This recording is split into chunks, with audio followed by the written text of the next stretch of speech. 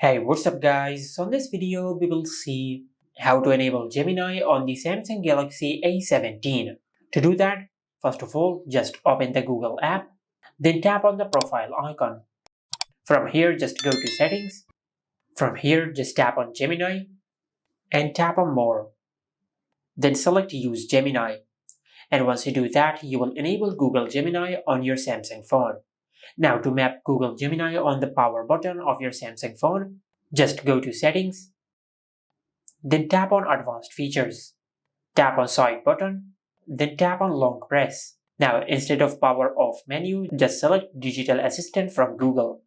Now after you do that, you will map Google Gemini on the power button when you press and hold the power button. Just like that. And this is how you can enable Gemini on the Samsung Galaxy A17. Make sure to like, comment and subscribe. Thank you for watching.